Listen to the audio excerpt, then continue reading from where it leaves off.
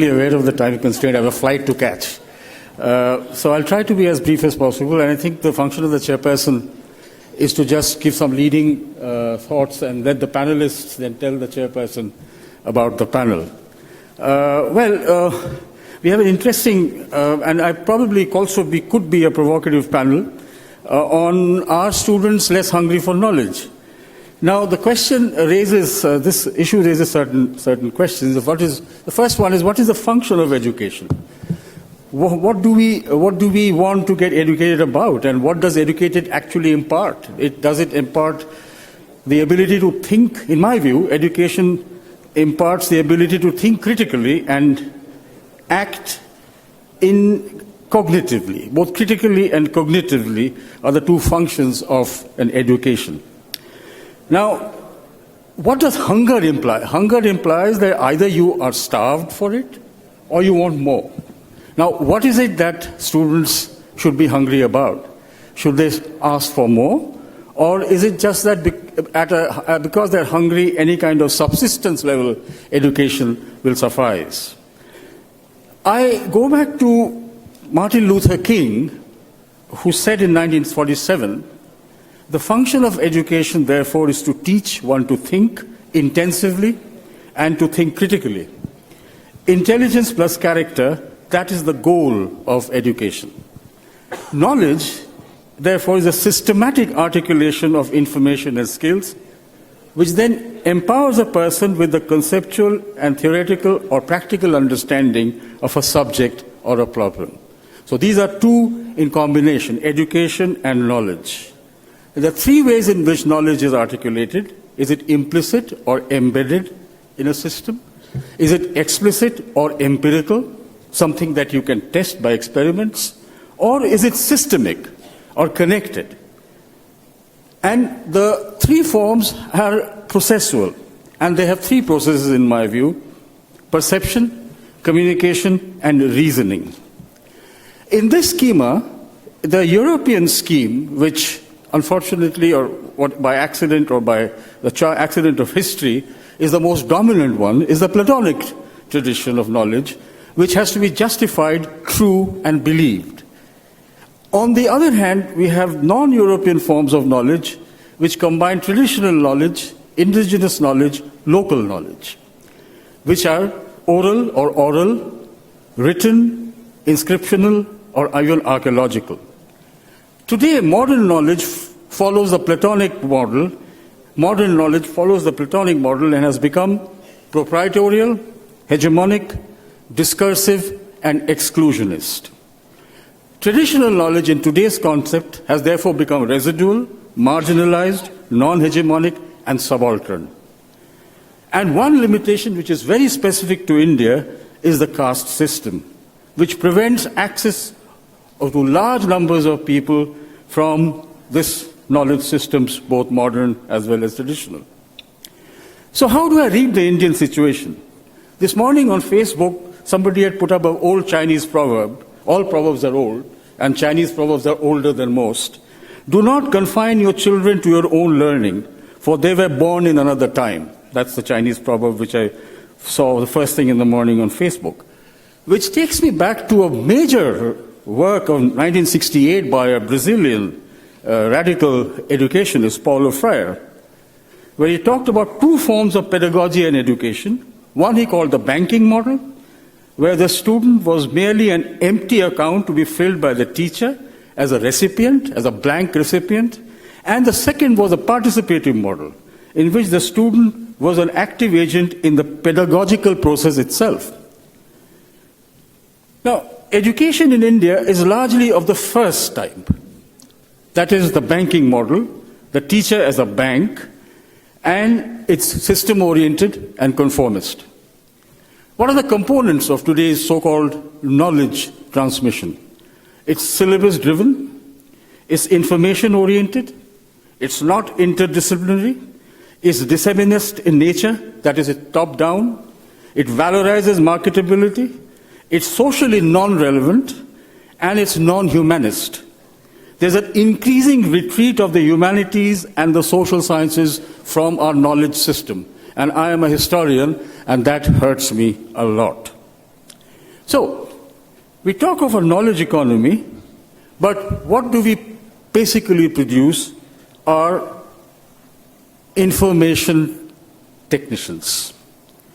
That's because we talk of a knowledge economy, but we only produce this kind of information systems because what we do is we economize on the knowledge component of our knowledge economy. For us, knowledge and information is synonymous. So, before I let my floor to my panelists, I just want to end with one question. Why blame students for what we give them? They are victims and not the victors of our educational system. Thank you. So, with that, I would like to invite Professor Samuel, Vice Chancellor of VIT University. About 10 minutes. Yeah.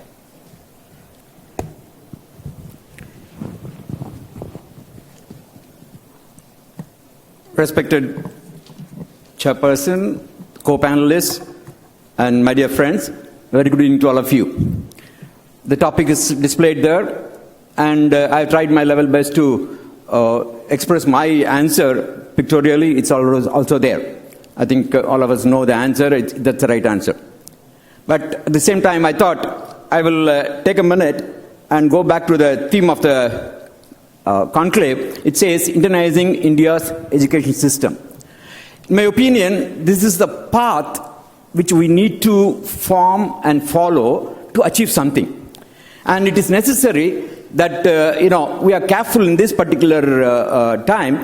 If just the path is planned first, it may take a twist en route and then lead us to disaster. So that's very, very important.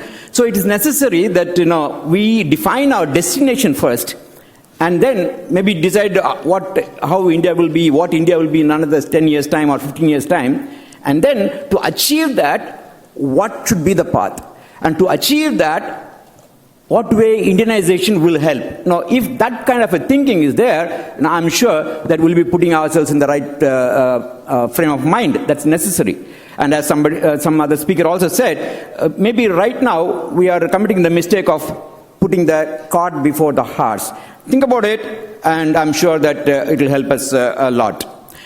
And so the desired destination for all of us, in my opinion, and I'm talking about education, and I'm talking based on the experience I've had with higher education. I've been with Anna University main campus for 24 years, and now for the past 14 years I'm with VIT, higher education. With that in mind, I'm just telling you that in India in 2020 or 2025, what should be the destination? Some thoughts, I'm sure that something like that should emerge. And it's nothing new. Now, we know that our past president, Abdul Kalam sir, said that it should become an emerging superpower. India is emerging as a superpower. It should happen in 2020. Now, will the theme of the conference and whatever that we have discussed will land us there in 2020 is the question. And now we are also talking about demographic dividend. And the picture is very, very clear. I don't know whether you are able... whether you are able to read those sentences, but still I'll just tell you the figures alone. It says that the world will need about 56 million workforce in 2025. And it also says that India will have 47 million excess workforce. So that means, we are moving towards a stage where we need to capture. We have the potential. Opportunity is there. So if we are not prepared now, we may not be able to utilize that, capitalize on that. So whatever that we discuss now, we must understand that it should be helpful to capture these labor market worldwide, not in India, not only in India, in addition to that, world market. And will all these talks, whatever that we are discussions, what we are doing now, will it take us to that stage, is a situation? So as indicated, let us put the horse before the cart and then decide what to do about it. And coming to the topic now, and the answer is big no. From all my experiences, I can tell you that it's not that students are less hungry compared to the predecessors and so on and so forth. They are hungry. Maybe sometimes, we get a feeling like that, and I would say that it is like a mirage. You know how and why mirage appears on the roadside or anywhere. It's because of the difference in the air temperature and because of the surroundings. And that's what is happening now. Because of what is happening in the education system, because of the surroundings, it looks as though the students are less hungry for knowledge, but the reality, in my opinion, is that it's not true and they are hungry for knowledge. And also, I must also say that it is like an iceberg. See, we come to conclusions like this based on what we see outwardly from the student, externally from the student. Maybe by few talks and what others talk about the student and so on and so forth. What is seen outside the surface is only 10%. It's like an iceberg. All of us know that there are 90% of the ice hidden inside. Unless and otherwise you go deep into the student and talking to them about their hunger and so on and so forth, we may not be able to understand the reality. So in my opinion, the reality is that students are hungry for knowledge and they are in the right track. And as I told you, maybe yes, it may look like they are less hungry because of certain factors that I have highlighted here. Because of what has happened to them in the earlier days, in the school days, by the teachers and the parents snubbing them for everything, and exam-based, mark-oriented education system, and mugging and reproducing, giving higher marks. A number of reasons are there. Some of them I have highlighted. There are other things which I have not listed here. But these are the reasons which maybe makes us think that students are not hungry, but reality is that it is not so. And if you really want to understand this, then we need to understand that now there are 4 generations. Quickly I'll go through that. And see, the percentage students whom we are talking about, whom we are teaching in the class and so on, they are the generation Y, people who are born after 1980. They have an entirely different kind of psychological makeup. We must understand that. And now I am a boomer, born between 40 and before 1964. And when I am sitting and thinking about the student and who is a generation Y, it's very, very difficult task. Now I always keep myself in my shoes and then think about him and decide what is good for him. That's where the missing link is. So we must understand that there are baby boomers now, traditionals, we don't have to worry about them. Baby boomers, Generation X, Generation Y. Baby boomers are people like me, who are holding the upper, higher levels of administration. Generation X are the professors, maybe with 10 or 15 years of experience. Generation Y are the students whom we are teaching. They have an entirely different mental makeup. What they want is different. What they like is different. And the next slide shows the characteristics of Gen Y.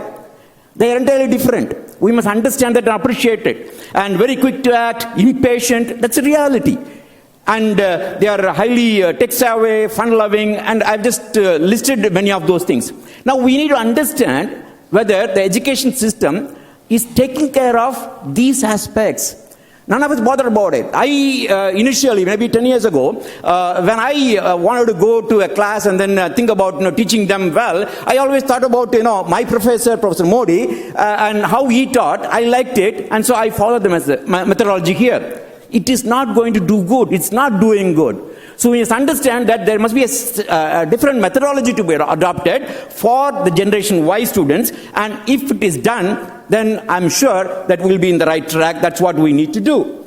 And quickly, I'll just tell you a few things which has to be done, and which we are doing. So what I'm saying is that why I'm saying we are doing is that I don't propagate something which we don't practice. And since it has been done already, all the colleges can do it, and I'm sure that that's the way we got to do it. Because it's not that the students are not hungry, they are hungry. What is lacking right now is the substance. We don't have stuff to feed them, and we don't have the right kind of people to feed them. That's a reality. And so if we buck up on those 2 areas, what to give them, in what form to give them, and how to give them, and if the people are there, right people are there to give them, I'm sure that we'll be in the right track. See, examinations is the kids are fed up with, that they don't read books now. Now they have gone to E mode, right? And they are tech savvy. They want to operate on their cell phones. They want to operate on computers and so on and so forth. And so why not we think about allowing them to write the examinations on tablets? We are doing it, and it's good. And their answers are going to the cloud as soon as they click submit, and then the teacher, whenever they want, they can pull it back from the cloud and then correct it using the digital pen and digital pad. So this is the order of the day. When you do this, you'll find every student, they're coming to you and then wanting to explore more, learn more. The hunger will be explicit at that point in time. We are seeing that happening. And so that's the reason why I'm saying that. So let us not be under the impression that the students are not hungry and all that. It's not a reality. They are hungry and they want the right stuff to be put to them or projected to them in the right way. And everybody is now in the social network. And if you don't bring in the social network in the classroom or in your education system, we are missing the mark again. And so this is the Bloom's digital taxonomy, which are being used. We are using it. And I want to tell you that I am a teacher. I am taking class, and I am using Facebook as a tool. Can you imagine that? So that's the order of the day. That's how the kids want it. And 9 o'clock, I go to my laptop and then go to my Facebook group where 42 of my students, I'm talking about last year's experience, 42 of my students were there as members. And then I say 9 o'clock, I'm here. Are you friends? Will you be interested? Will you be interested in joining? Can you join? You will not believe, within 10 minutes, all the 42 will be there. Yes, sir, I'm in. That's what the students are. That is what the Gen Ys are. On the other hand, if I say that Saturday I want to talk to you and then discuss about a very important topic, all of you please come. Out of 42, maybe 10 or 12 only will come. Whereas if it is 9 o'clock, if it is through social network, people join. And I give no assignment, I go to sleep. But they sit till 1 o'clock, 12 o'clock, that is their sleeping time. You know that, right? So 3 hours, 4 hours they work and then do that. That's the way we have to move ahead. When you do that, you will understand how hungry people are. And about LMS and hot potato and all that, Drupal, and these are software packages which we use in our academic system. They are not costly. They are all open source softwares. It's all free. So try to use that, and please understand that everyone likes to do what he or she wants and not what should be done. We must understand that. You project it in a way they want it, they will do it. Only 2 more slides. We must give them challenging experiments.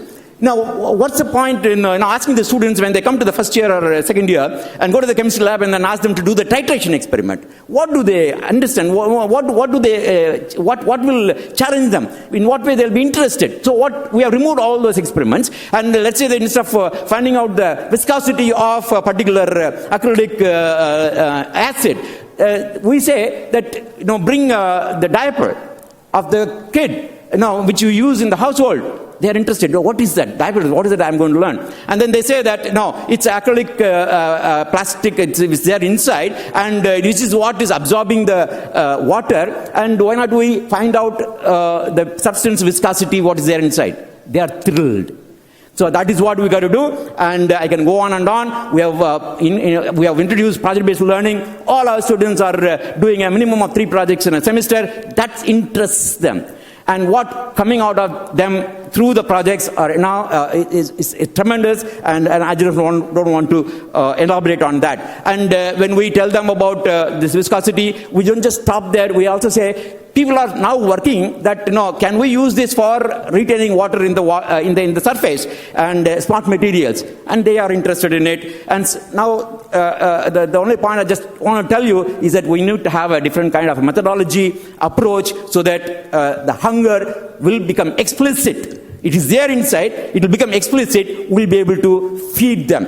And don't teach mathematics using the chalk and talk, not using the board, not using the whiteboard also. We are going to the labs now and using MATLAB, which is a little costly, or Sage, open source software, without any expenditures. You can teach mathematics to all the students in the mathematics lab. When you do that, you will find that students are interested in mathematics. Otherwise, they are not interested. Okay, and this is the last slide. I just want to close saying that we've got to really think. Is it knowledge or that the wisdom that the student should acquire?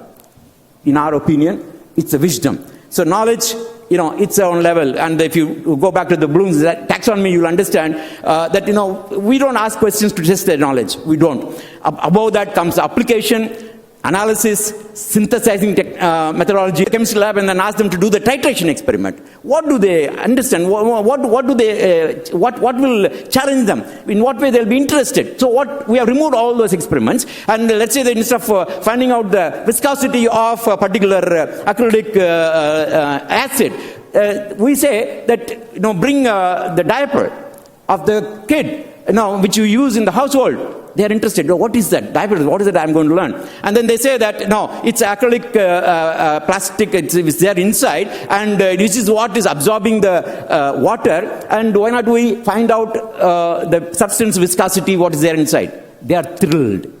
So that is what we got to do, and I can go on and on. We have introduced project-based learning. All our students are doing a minimum of 3 projects in a semester. That interests them. And what coming out of them through the projects are now is tremendous, and I just don't want to elaborate on that. And when we tell them about this viscosity, we don't just stop there. We also say, people are now working that, can we use this for retaining water in the surface and smart materials? And they are interested in it. And now the only point I just want to tell you is that we need to have a different kind of methodology approach so that the hunger will become explicit. It is there inside, it will become explicit, we'll be able to feed them. And don't teach mathematics using the chalk and talk, not using the board, not using the whiteboard also. We are going to the labs now and using MATLAB, which is a little costly, or Sage, open source software, without any expenditures. You can teach mathematics to all students in the mathematics lab. When you do that, you'll find that students are interested in mathematics. Otherwise, they are not interested. Okay. And this is the last slide. I just want to close saying that we've got to really think. Is it knowledge or that the wisdom that the student should acquire? In our opinion, it's a wisdom. So knowledge, it's our own level. And if you go back to the Bloom's taxonomy, you'll understand that, we don't ask questions to test their knowledge. We don't. Above that comes application, analysis, synthesizing methodology, and scrutinizing evaluation. So these are the 4 higher order thinking skills. That's what we do. When we do that, students come out and we are able to see explicitly the hunger which is there in them. So India's vision for 2025 should be defined. That's our point. And directions and action plans to be formulated to fulfill the vision. With that, we must find out the path now. And education policy, instead of calling it as education policy, if we say education facilitation policy, and definitely only the positive things will be there, negatives will not find a place there. That is the way of order of the day, and that should go on. And students should be understood properly. They should be understood properly, and steps should be taken to make them learn in the appropriate way. And then I'm sure that the hunger will become explicit, and all the students will excel. All the best to all of you. Thank you very much.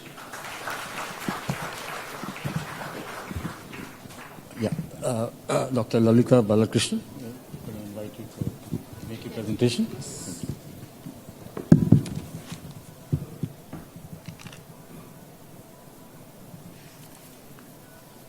A very good evening to one and all present here. I take this opportunity to thank the organizers of the New Indian Express for giving me this opportunity to be part of this ThinkEDU conclave. I'd like to place my gratitude to all the members of the organizing committee for all the courtesies extended. Are today's students less hungry for knowledge than their predecessors is the topic for this discussion. So what knowledge are we referring to here? Knowledge can come in different connotations. Wanting to know everything about what is going on and everything that is happening around us is termed curiosity. Wanting to know something because I'd like to possess that knowledge, it's going to give me a lot of joy and pride. That is one type of knowledge. Or is it going to be that type of knowledge which is going to be of use to the society? That knowledge, it is not only resting on the basic knowledge, but specialized knowledge which teachers acquire to give the students, and that is that knowledge that we are referring to here. And the next part of the continuum is the students. As was referred in the previous speech, the students we are referring to here are those born in the late 1990s or the early 2000s. They come with a different and distinct set of characteristics, the most important of which alone I will highlight here. They belong to an age where they have internet right from their very young age. And they come out as those students who are impatient for many things to happen. They definitely don't want to give you time for anything to happen. They belong to a breed which looks for instant gratification of their needs. Now, this set of students, I'd just like to take you through an anecdote. When probably a couple of decades ago, if you were in class and somebody asked you, what is the most difficult thing about being in class? The student would have replied, sitting through a geography class, or some of them who were not so inclined to math would say a calculus or a trigonometry class. If the same question is addressed to students of today, they would say, sitting in class itself is a great botheration, because I would rather be accessing my friends on social media, because it's right from the very young age, as I told you, they are exposed to the internet. So they are, in a way, digital natives, and everything they do is linked to what is happening in the virtual world. Their friends are online. Most of the assignments they do, the learnings they do, the courses they take are also online, and there is so much which happens to them that is online. And they also come out as a breed which excels in multitasking. If you find a person in the Gen Y or Gen Z or millennial or whatever you call him or her, they would probably be doing their homework while at the same time listening to music and texting their friend as to what to do next once the homework is done. So that is the sort of competency and that is the sort of traits we associate with this generation of students. So we will come back to the question, is there any significant difference in the hunger for knowledge that this generation has over the predecessors? Is there any difference? I would go on the premise that there is hardly any significant difference in the knowledge, the hunger or thirst for knowledge that these generations possess.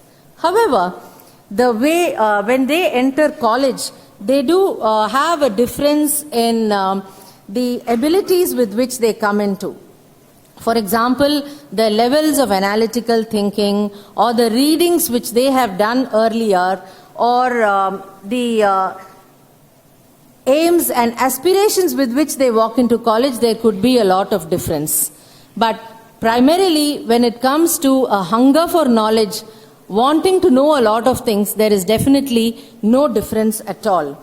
The learning remains the same. The student still wants to learn a lot, acquire a lot of knowledge. Probably it is the vehicle which is associated with the delivery of the mechanism that has really changed. If originally they were going to libraries and referencing books, they may probably have had, in order to identify a particular topic for a research, they would have had to visit a lot of libraries and gone through a lot of books. Today that is available online, and there is also this hyperlinks which are available, so that if I am searching one particular area, the site itself guides me on to other sites which would give me that information, and that technology is a boon to the current generation people. But this does not take away the fact that basic learning is very important. A lot has been stressed upon in the earlier part of today and even yesterday on rote learning. I just want to briefly touch upon the essentials of knowing the 3 R's, that is reading, writing and arithmetic. No amount of intervention of technology can take away the basic need to know the 3 R's. And I want to emphasize here in this forum, which has so many academics, that rote learning is not bad. Rote learning is extremely essential because what conditions the mind in the early years of a child is what helps him or her in the later ages for memory recall. And that is why probably the English rhymes which we were talking about yesterday, or the various songs and hymns which the children are taught in the early ages, to keep repeating and learning, it comes back to them, and it also cultivates them in a habit of retention and memory recall. It may not be the same thing, but it is just an extension of that. And when does rote learning turn bad? When rote learning is the only source which is resorted to in a 10th or 12th board exam to decide their fate of marks, probably it is then that it becomes bad. But by no means should we say that rote learning in itself is bad. If you go back to the Vedic times, there were no written record in those days of the Vedas. The Vedas were passed on from one generation to another, one yuga to another, only through by repetition, by singing and so on. So do not condemn that rote learning is bad. If a tool cannot be employed properly, then there is no use of blaming the tool. It is the method. If the method has been misused, then it is not the tool that is to be blamed. I also want to tell you that the basic purpose of schooling, which results in assimilation of knowledge, is the transfer of learning. When does learning become interesting? When we are not interested only in teaching the actual subject and leaving it at that. You teach the child application of that knowledge, then the child definitely takes to it more. For example, the near transfer that takes place, we are asked to write essays in English or social sciences. Why do we do that? It is just to extend the habit and carry it on through school to college of writing essays on, say, politics or economics, etc. Similarly, the far transfer that takes place. You learn something today and you employ it in your life situation at a later date. If you take, for example, the many problems in operations research have all been found to be useful in military strategies. And the learning has been from military strategy to OR and vice versa too. Any case analogy in an MBA program is definitely a replica of situations which happen in the corporate world. So the classroom instruction is only to make the student also savvy when he moves on into the corporate world.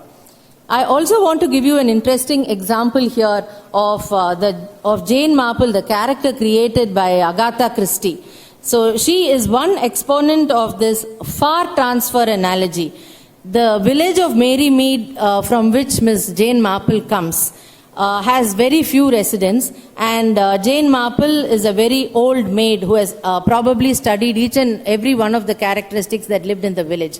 Why I am telling you this is a murder would happen in a far off place, but using the characteristics of the people she has studied in her village, Miss Marple will be able to solve the mystery. So this is a clear case of transfer of knowledge where we study something which is there in our books and use it as an analogy to apply it elsewhere when a thing of greater magnitude happens. And that knowledge and that competency is definitely there in the students of this generation.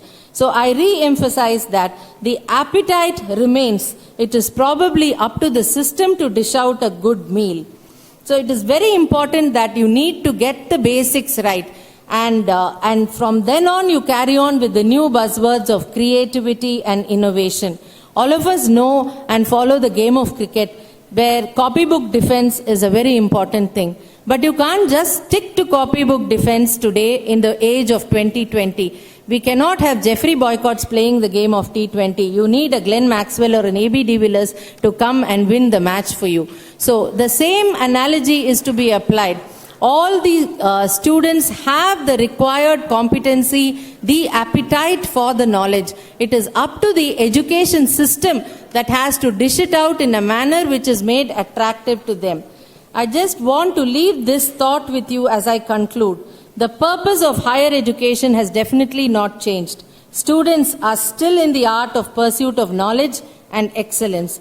To achieve this in the 21st century, what institutions of higher learning need to do is they have to reinvent and redesign their curriculum, make the methodology in which lectures are delivered more attractive, and even have better evaluation methods. If this is done, the appetite of the students for more knowledge will definitely be satisfied. Thank you once again for the opportunity.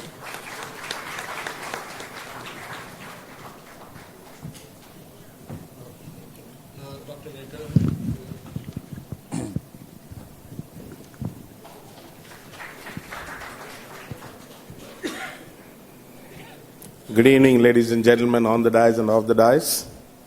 At the outset, I would like to thank the organizers for having given me this opportunity to be a part of this discussion. Are today's students less thirsty for knowledge? And I would say that is a question that needs to be analyzed and dealt with in detail. I wish to look at the whole issue from the perspective of the head of the institution and as a practitioner in the field of education. It is expected of the students to enroll in college to possess a certain level of knowledge and standards of behavior. But it is disheartening to see that the scenario is distressing and depressing. The education system prevalent at the primary, secondary and the higher secondary level, and by the extension at the territory, is lacking in those components that can make the teaching learning process more effective and interesting. I personally believe that education is not the amount of information that is put into your brain and runs right there undigested all your life. We must have, according to Swami Vivekananda, we must have life building, man making, character making, and assimilation of ideas. Is education book learning? Is it piling up of facts? Or is it acquiring knowledge for a specific purpose? Or the array of doubts that rise? Education is indeed an effort to strengthen the will and bring out the true self innate in us. An education system is expected to train and groom the immense potential that is lying latent in the young minds and instill in them the spirit of inquiry and curiosity. But on the contrary, I wish to state that today's education system seems to be churning out automatons incapacitated to think. It seems to focus more on how to make a living, which is quite different from how to make a life. As you all saw, everybody says about fishing. You give a fish for eating today, you live. If you teach him fishing, he will live throughout the life. The present system is theory-based that follows an outdated syllabus with too much importance to examinations promoting a rat race. The system only encourages rote learning and memorization rather than independent and creative thinking. Examinations have become an end rather than a means to an end. Tests and scores are given more importance. Sadly, tests are hardly the right indicators as measure only the memory skills rather than their ability to comprehend the concept. Ron Maggiano, who received the Disney Teachers Award for Innovation and Creativity in the year 2005 for teaching, in fact resigned in 2013, stating that he could no longer cooperate with the testing regime, which he believed was suffocating creativity and innovation in the classroom. This is true of both developed and developing countries. He said, "We are not really educating our students anymore. We are merely teaching them to pass the test." This cannot be refuted on any rational grounds. The present system lacks practical knowledge and skill-based education. The system fails to take into consideration the needs of individual students. That is, the heterogeneity is left out unanswered. The students don't learn skill needed to succeed in workplace or in life. The textbooks do not answer their doubts because Most of it is not project-based learning. The system does not help develop the personality of the students. Instead, they lose their identity and individuality. They are only taught to toe the line and follow the beaten track. Acquiring a degree is seen as a passport for employment in recent years and in the past also. In the past 2 decades, the focus has been on IT and service industry. The knowledge they acquire is not put to use. You see, the IT has its own training programs, and the student who learns or gets knowledge from the college or an institution is not applicable there. Even IITians who gain mastery over maths and science to enter prestigious institutions, because earlier speakers were talking about research and other aspects, I would say that here, IITians who are more towards mathematics and science, who would enter prestigious institutions, end up opting for a lucrative job, career in finance and IT industries. This directly or indirectly curbs their curiosity and become complacent, willing to take whatever they are offered. The country can boast of a number of engineering graduates being turned out every year. But when we look at the innovation and invention in science and technology, the picture is dismal. This again is due to a dull and uninspiring environment. While students lament over outdated syllabus and fossilized system, faculty are crippled by lack of infrastructure facilities, not paid adequately, feel the pressure and lag behind quality. Only motivational teachers can ignite the spark in the students. Good teachers are forced to leave when the pressure is on to show only results, with the least encouragement for research and creativity. This negatively contributes to the teaching learning environment. We as practitioners need to comprehend the overall picture and arrive at a plausible solution. The problems enlisted by me were not intended to pass on the buck, but to set the ball rolling. Most often discussions of this nature tend to be misconstrued as a blame game, pointing fingers, ending up in accusations and misgivings, consequently doubting the various possibilities and suggestions put forth. I wish to recommend some ways and means of arousing the curiosity which is being in embers.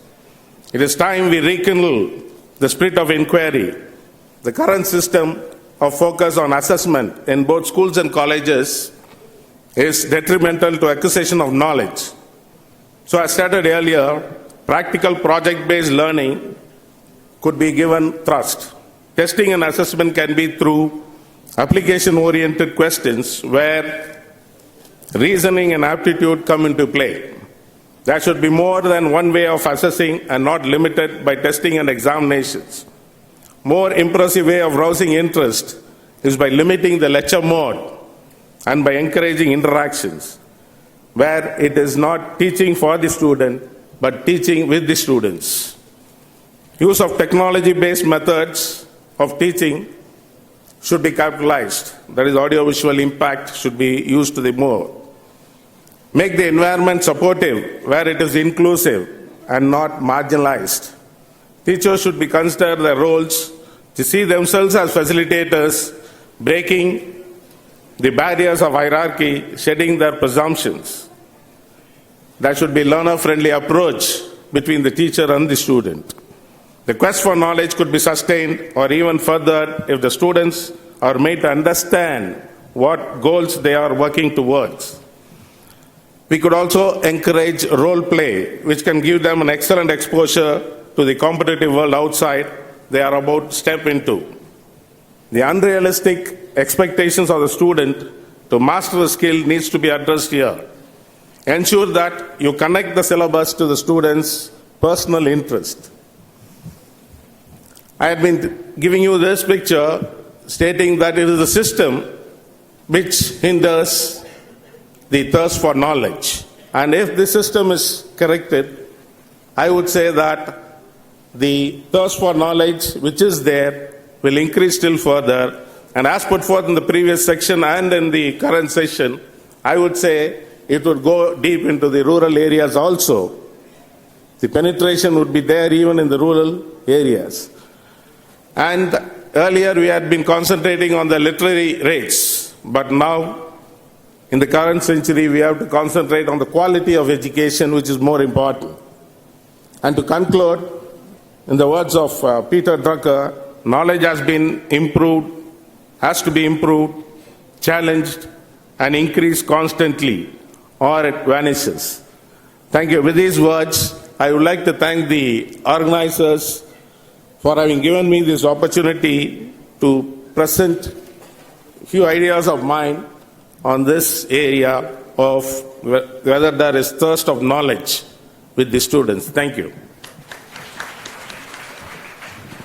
I now invite Professor Prabir K. Bagchi, Vice Chancellor, SRM University. Present his views. Good afternoon. You are probably already tired of hearing. So between the time you go home, I am the obstacle. So I'll try to be a little bit brief. There are students here. Dear students, faculty members, and distinguished people on the guest and off the dais, on the dais, off the dais. I am looking at this based on students I have observed in many parts of the world. I've just come here about a few months back after 35 years in the US. Why did I come here? Well, wanted to see, I have done a lot in the US, having been professor and dean in George Washington University. What can I do in India? When I look at students, in general, I don't see much difference. So the comments I make would be applicable in both parts of the world. When I looked at the question, are today's students less hungry? I asked myself, is that the right question? So I take issue with the question. So before I answer, I'm going to review the contemporary environment. So what do we see today? We are in a globalized world, and it's unstoppable. We're also in an information age, where students are bombarded with varied types of information from all sources. This has had two dimensions. One is, world is now a village. And second is, the speed of communication is calculated not in days or weeks, but in nanoseconds. And that happens in the palm of your hand. How many of you have iPhones like this? Most of you. So you need an information, it's there. Mobile phone has added mobility in real life. The other thing I find is growth of internet, social media, blogging, etc., are exposing students to different types of knowledge in small bite sizes. However, there is a downside too, and that's our students are perpetually hooked onto their smartphones, and as a result, their attention span has been seriously reduced with too many distractions. Add to that, millennials grew up in an electronics-filled and increasingly online, socially networked world, and they're the generation that has received the most marketing attention. They have been raised in small unitary families under the mantra, follow your dream, and being told that they are very, very special. So as a result, they tend to be confident, very, very confident, and discerning too, not happy with whatever you throw at them. So now let me review the issue on hand, the issue of hunger for knowledge. First, are today's students in a position to assimilate the mountains of knowledge that are being thrown at them? Are students able to digest the information flow beyond superficiality? Are students well equipped to digest culturally diverse information? The bottom line is assimilation of knowledge or getting to the root of a problem or to take a deep dive in a topic, given the frequent distractions that students are subjected to, are we in real life visiting the right question? What would be the right approach? In my opinion, right approach should be we academicians must adapt our teaching strategy. No longer unidirectional long lectures. Instead, we have to teach relevant material in bite-sized modules with emphasis on hands-on activity. So we need to adapt. Academics need to adapt. For example, if you look at Khan Academy modules, they are 5-6 minute modules. But you go through few of them, you will find in small bites, but it makes the point. So can we get that kind of education? Our millennials want learning to be creative, interactive, and fun too. And they enjoy thinking out of the box.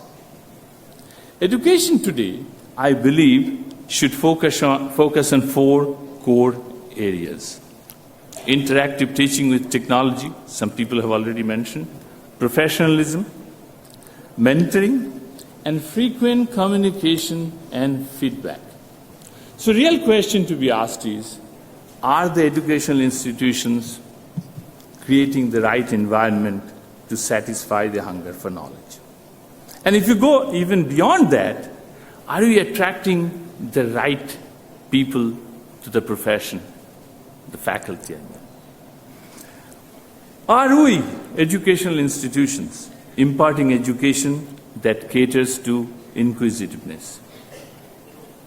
The ultimate goal of education should be to help the students gain skills to live, learn, and to work successfully within the contemporary society, not 100 years back.